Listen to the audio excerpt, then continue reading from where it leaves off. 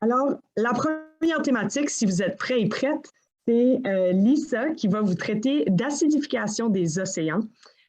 Je vous passe la parole, Lisa, et prenez des bonnes notes. OK, bonjour tout le monde. Euh, donc, moi, c'est Lisa Fauteux, directrice d'un organisme environnemental pour Shippagan-Lamek et Miscou, qui s'appelle Vert Rivage. On est un jeune groupe. Puis, je ne sais pas si Martial veut commencer tout de suite la présentation. On a comme 15 minutes, puis c'est un défi pour nous autres, vous allez voir, de dire qu'est-ce qu'on a à dire dans ces petites 15 minutes-là. Fait que j'ai intitulé ma présentation La santé de la mer. On s'en occupe ou pas, mais plutôt c'est comment. Puis la thématique sur laquelle on m'a demandé de vous parler un petit peu plus, c'est l'acidification des océans. Puis cette photo-là, c'est une des premières activités qu'on a eues avec Vert Rivage à Shippagan. Puis celui qui s'adresse à la foule, c'est Monsieur Gilbert Sewell de la communauté de Papineau, qui est maintenant décédé, mais il m'a appris comme ma première grande leçon sur le terrain. Puis je la garde toujours précieusement avec moi. Mais c'est peu importe l'état du monde, ce dont on a le plus besoin, c'est de la compassion. Parce que beaucoup de ce qu'on voit, qui est difficile à voir dans la nature, c'est aussi le reflet de comment on se traite nous-mêmes comme individus, puis entre nous comme collectivité. Donc, pour entrer dans la thématique de l'acidification des océans, c'est un problème planétaire relié à un excès de CO2. Puis, ce que je vous présente là comme image, ça date de 2015. C'est un peu, si tu veux, des scientifiques qui ont proposé, c'est dans la revue Science, comme un tableau de bord de qu'est-ce qu'il faut regarder pour savoir comment orienter notre développement, puis savoir aussi quel est l'état de l'environnement sur lequel on dépend. Puis comme que vous pouvez voir, le tableau de bord, il n'est pas gai. Il y a pas mal de rouge, mais il ne faut pas se décourager. La plus grande urgence, je la mentionne parce que ça me touche beaucoup, mais c'est la perte de biodiversité. Donc, toute notre grande famille des êtres vivants est en train de vivre un grand stress auquel nous autres, les humains, on a un rôle important à jouer pour améliorer la situation. Donc, si on passe à la prochaine diapositive ou avant, ouais, d'où le mécontentement des jeunes, ça c'est pendant les manifestations étudiantes à Shippagan.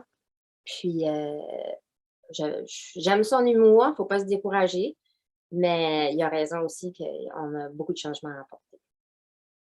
Puis, ouais, ici, là, j'ai fait un schéma pour essayer de vous amener à comprendre un petit peu l'acidification des océans, mais je ne me reprendrai pas nécessairement à faire des schémas. C'est pas ma force, comme qu'on peut voir.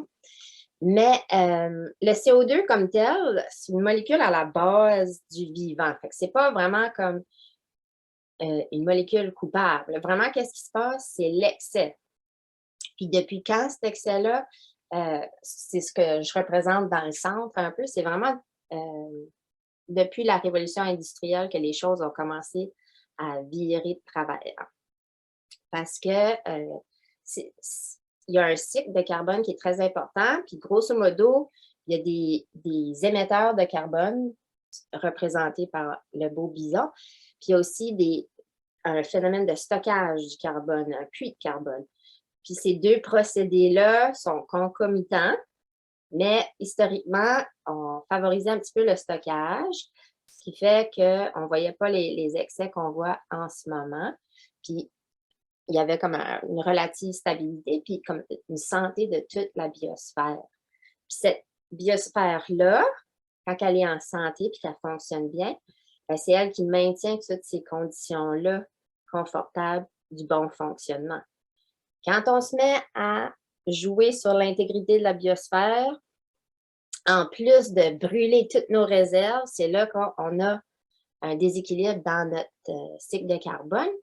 Puis le carbone, le dioxyde de carbone, le CO2, là, la molécule qu'on pointe en rouge ici, normalement, elle se dissout toujours dans l'océan.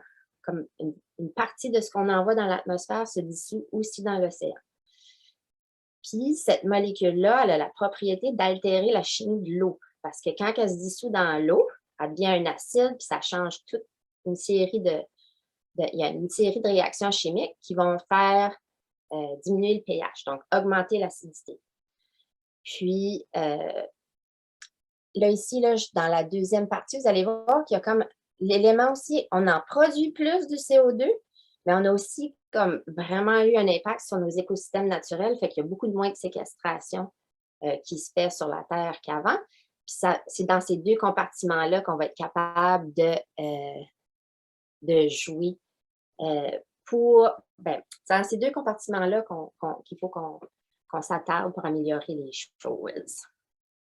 Si on retourne à l'acidification des océans, une des premières réactions qu'il faut avoir, je pense, pour améliorer la situation, c'est couper dans le gaspillage, puis c'est vraiment réduire nos émissions de CO2. Puis ça a l'air décourageant un petit peu de voir la quantité qu'on aura à faire, comme il faudrait couper de 45 environ selon le dernier rapport du GIEC, qui sont les experts sur la question, là.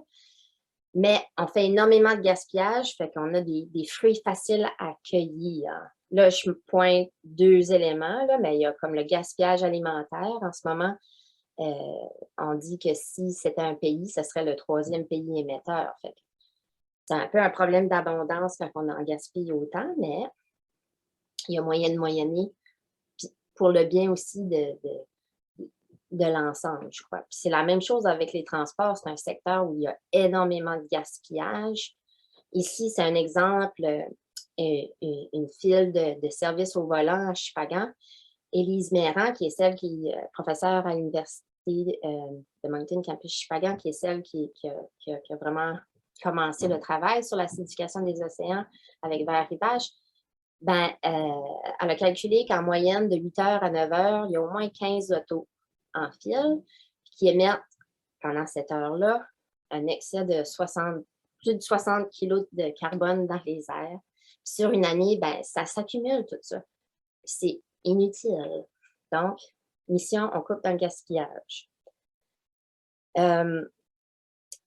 Tout ce qui est déjà, le changement, c'est déjà produit dans l'océan, on voit déjà que c'est 30 plus acide. Puis si on continue le cours des choses actuelles, on pourrait se rendre à des niveaux qu'on ne veut vraiment pas voir d'ici la fin du siècle. Fait que les Nations unies ont vraiment adopté l'action pour réduire les effets de l'acidification des océans comme un objectif important. La première image que je vous présente, ça représente un organisme vraiment comme pélagique, là, vraiment dans les océans. C'est à la base de la chaîne alimentaire. Puis comme ils ont leur coquille là, est composée de calcaire, ils sont directement affectés par le pH. Le calcaire se dissout un petit peu plus. Élise, quand elle a commencé ses recherches, elle, c'était par inquiétude parce que sur la côte ouest, on voyait des événements de mortalité chez les huîtres. Chez les producteurs d'huîtres, leurs huîtres, il y avait des mortalités de jusqu'à 90 %. C'est pour ça qu'elle a dit hey, ça, c'est une industrie importante, une ressource dont ma communauté dépend. Tu sais, qu'est-ce qui se passe ici? Est-ce qu'on voit la même chose? Au terme de ses recherches, si on peut changer de diapositive, elle a ramassé beaucoup de données, puis elle a vu que dans le milieu côtier, là, où est-ce qu'on est nous autres, il y a beaucoup de variations saisonnières, ça change beaucoup. La situation est rarement en dessous du seuil critique pour les huîtres. Donc, on est différent de la côte ouest, mais il y a des épisodes acidifiants desquels il faut se méfier et faire attention. Parce que si un producteur d'huîtres, mettons, fait une pompe pendant ces périodes-là, les larves qui vont produire, qui sont le stade le plus sensible, ils risquent, il y a beaucoup de risques de mortalité. Donc, pour l'instant, comment elle définit ça, c'est que on a comme un capital là, pour faire face à cette situation-là. La situation n'est pas aussi critique que dans l'Ouest, mais avec ce qu'on a déjà émis, on peut déjà savoir qu'il va y avoir d'autres changements dans la qualité de notre eau. Puis chacun de ces stress-là s'additionne pour ces organismes-là. Donc, il faut vraiment prendre soin de bien suivre la qualité de l'eau pour pouvoir s'adapter, mais aussi avoir des actions pour l'améliorer. Puis, on a fait en 2019 un forum pour réunir les acteurs puis les décideurs pour essayer de commencer le mouvement de qu'est-ce qu'on fait pour améliorer la situation. Puis, le forum, c'était quand même un succès, mais on a des leçons à apprendre.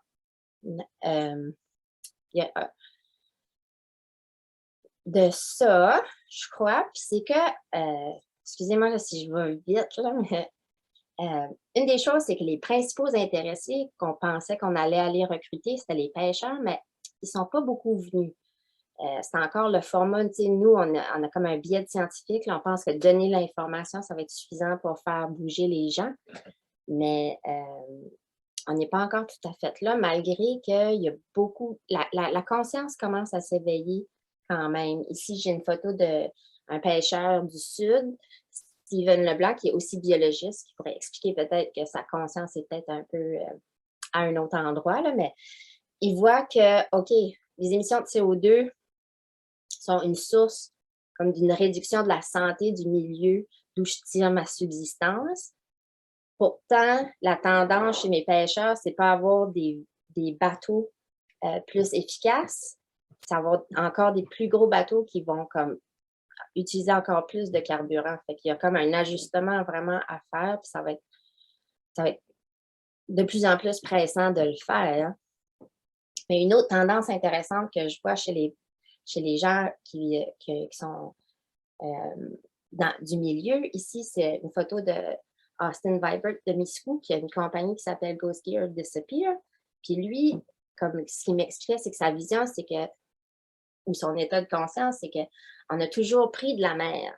Mais vraiment, il faut commencer à redonner. C'est pour ça que lui, il veut s'intéresser aussi à la restauration des milieux, parce qu'en amenant une meilleure santé dans nos milieux, ben, on crée quelque chose de positif pour le milieu, mais aussi pour notre propre résilience puis la suite des choses.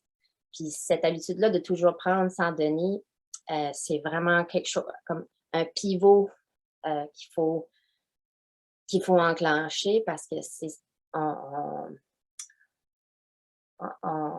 on a vécu longtemps dans une bulle où on pensait que les ressources étaient infinies. On réalise que c'est pas le cas. Mais avec une bonne intendance, on peut arriver à des résultats qui sont suffisants pour nos besoins, je crois. Puis ça, c'est une image que j'avais aimée, mais c'est une idée aussi que quand on ajoute la conscience à nos activités, qu'on soit une entreprise, un organisme, un individu, on arrive à des niveaux de résultats qui sont vraiment différents. Mais avant de pouvoir rendre des services à l'humanité, il y a comme des étapes. Puis, dans la première étape, on est surtout dans le service à soi. C'est pour ça que la compassion du début, c'est important aussi. C'est que les gens, s'ils sont comme en état de survivance précaire, ils ne peuvent pas nécessairement franchir ces étapes-là. Donc, c'est important de prendre soin de soi, prendre soin des gens autour de nous, et prendre soin de la nature aussi. Puis, comme je pense que plus qu'on avance, on va réaliser qu'il y a des voies parce qu'on peut réaliser ces gains-là en même temps. J'aime beaucoup l'idée de l'économie de restauration, comme ce que je faisais référence avec, mettons, les pêcheurs avant, parce que il y a comme un plaisir à innover aussi dans ce secteur-là. Puis on va se rendre compte que ce qu'on est capable de donner est beaucoup plus important que ce qu'on prend. Si on passe à la prochaine diapositive. Moi, si j'amène mon grain de sel maintenant, personnel, en revenant à Gilbert, puis le pouvoir de la compassion, une des choses que je crois où on a besoin de leadership, c'est qu'on a besoin de solidifier notre famille. Puis notre famille acadienne, elle a des membres, je trouve que pour moi, dans mon cœur, on a besoin de recréer des liens avec. Puis c'est les communautés autochtones. Puis il y a deux bonnes raisons à ça pour moi en tant qu'écologiste. j'en apprends de plus en plus sur, dans le fond, le savoir traditionnel d'intendance et de lien avec la nature. Je vous recommande le livre Braiding Sweetgrass de Robin Wall Kilmer sur ce sujet-là. C'est une autochtone qui est aussi une scientifique, puis elle tresse un petit peu les 2 savoirs ou les 3 savoirs avec son expérience personnelle. Puis on se rend compte que dans notre culture, il y a comme je vais recommencer, mais en fait, dans l'histoire d'origine chez les Autochtones, l'humain a un rôle puis une relation avec la nature. Tandis qu'on dirait dans la vision chrétienne des choses, des fois, c'est comme avec le jardin d'Éden et tout ça, c'est comme si la nature était comme dangereuse. Mais la réalité, c'est que dans cette relation-là, c'est là qu'on trouve le plus d'harmonie, je pense. Puis pour moi, veiller sur la nature, c'est d'une très grande importance parce que c'est elle qui va veiller sur ma fille quand moi je serai plus là pour veiller sur elle aussi. Donc, c'est ça, j'avais envie encore de vous remercier, de vous pencher maintenant sur la question environnementale puis apporter l'épaule à la roue parce qu'on a vraiment tout à gagner à retrouver notre nature parce que c'est là où on est à notre mieux, je dirais.